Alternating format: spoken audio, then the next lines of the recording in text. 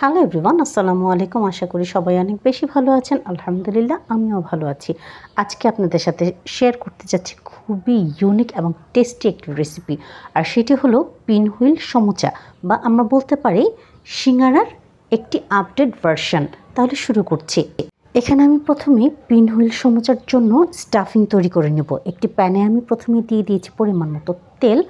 তেল গরম হয়ে যাওয়ার পরে এখানে আমি দিয়ে দিয়েছি 5 ফোড়ন। যখন ফোড়নগুলি পপ হতে থাকবে, তার মধ্যে এখানে আমি দিয়ে দিব পরিমাণ মতো পেঁয়াজ কুচি। এখানে আমি একটি পেঁয়াজ কুচি করে রেখেছিলাম।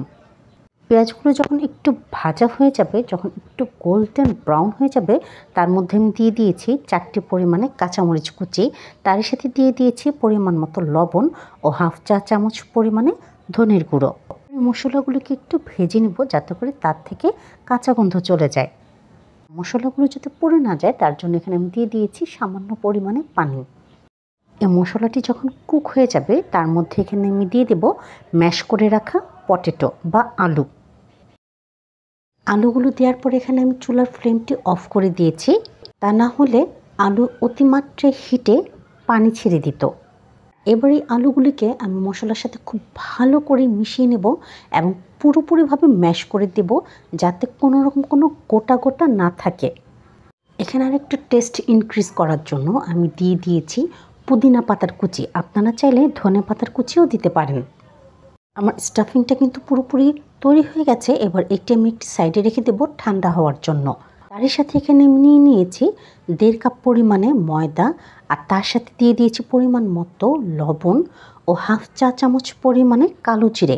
আর সবগুলো উপকরণ খুব ভালো করে মিশিয়ে একটি টাইট ডো তৈরি করে নিব।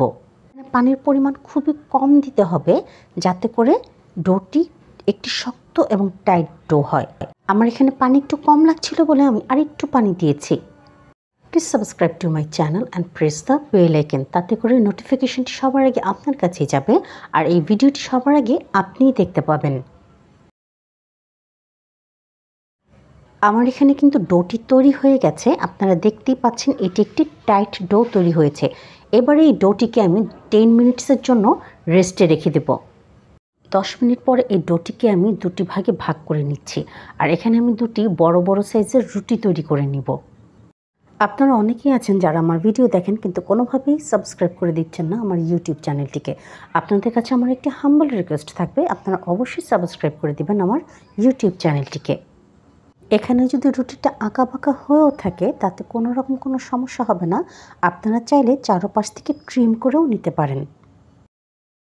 এবার এই পর্যায়ে আমি রুটির উপরে দিয়ে দিচ্ছি আলুর যে স্টাফিংটা তৈরি করা ছিল সেটি।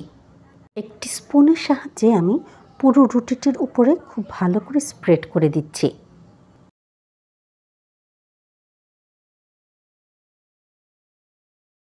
এবার একটি পিৎজা কাটারের সাহায্যে আমি রুটিটিকে সুন্দর করে কেটে নিচ্ছি।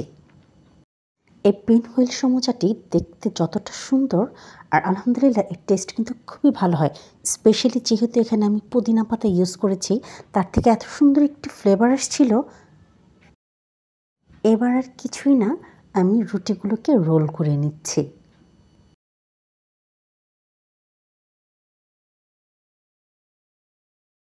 বাস হয়ে গেল আমার পিনহুইল সমোচা।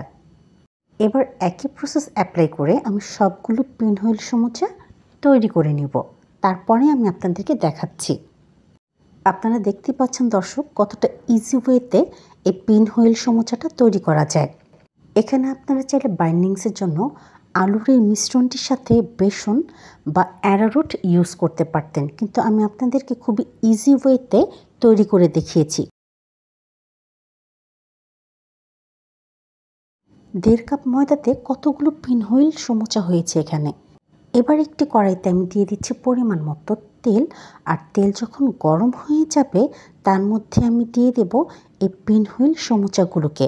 আর পিনহুইল সমোচাগুলো দেবার পরে খুব লো হিটে ধীরে ধীরে ভেজে নিতে হবে, যাতে করে উপরের শেলটি প্রপারলি কুক হয় এবং ক্রিস্পি হয়, আর ভেতরের যে স্টাফিং আছে তাও যাতে খুব সুন্দর করে কুক হয়ে যায়।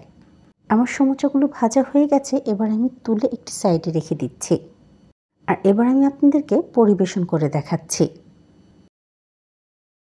দেখুন দর্শক, কি চমৎকার লাগছে। আর আলহামদুলিল্লাহ টি টাইম স্ন্যাক্স হিসেবে অত্যন্ত টেস্টি হয়ে থাকে। আপনারা একবারের জন্য হলেও এই রেসিপিটিকে অবশ্যই ট্রাই করে দেখবেন। আর যদি আপনাদের আমার এই ভিডিওটি ভালো লেগে থাকে তাহলে অবশ্যই সাবস্ক্রাইব করে দিবেন আমার ইউটিউব চ্যানেলটিকে। সাথে থাকার জন্য পুরো ভিডিওটি দেখার জন্য সবাইকে আন্তরিকভাবে ধন্যবাদ।